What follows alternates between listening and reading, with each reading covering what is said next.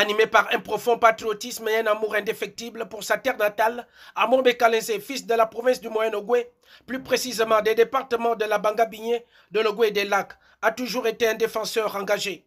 Après un séjour passé aux États-Unis, son retour au Gabon a été marqué par un accueil chaleureux à l'aéroport international Léon-Mba de Libreville, où sa famille, ses amis et connaissances l'attendaient avec impatience.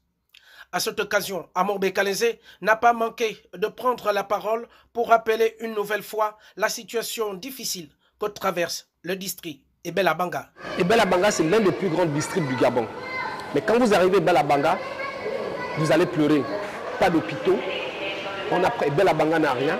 Et aujourd'hui, la route est dans un état dégradé, avancé. Donc il y a tellement de mots qui minent Ebela Banga qu'aujourd'hui, si Ebela Banga avait une voix qui pouvait porter ce village, je pense que le chef de l'État, qui est aujourd'hui présent, allait avoir une oreille attentive. Dans le même objectif de dynamiser la scène politique dans sa localité, Amour Bekalenze, jeune leader d'opinion incontournable, a ainsi présenté ses intentions politiques. Il a exprimé son mécontentement face à la gestion chaotique du département, affirmant que les responsables qui ont eu l'opportunité de gérer n'ont pas œuvré en faveur de la localité ni du bien-être de la population. Ebela Banga, je le porte à cœur.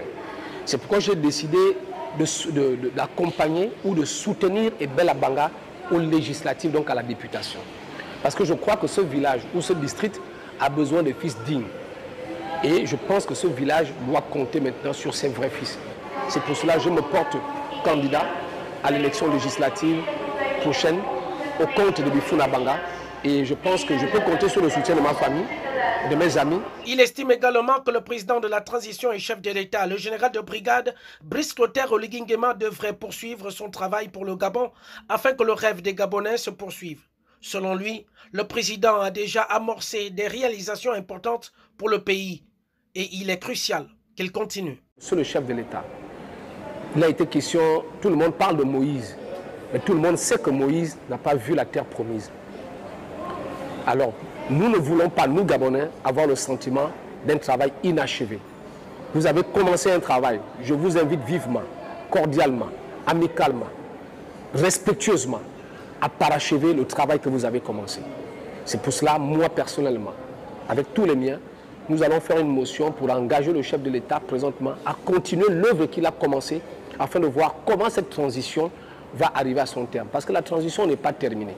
Il y a un long travail à faire. Si vous le laissez entre les mains de mauvaises personnes, monsieur le chef de l'État, nous ne sommes pas sûrs d'arriver à nos fins.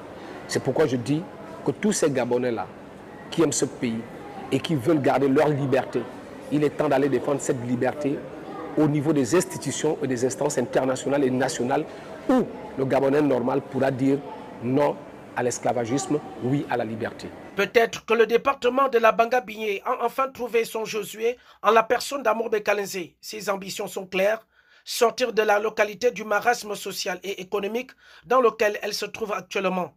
Vivement que la population l'accorde du crédit au jour J.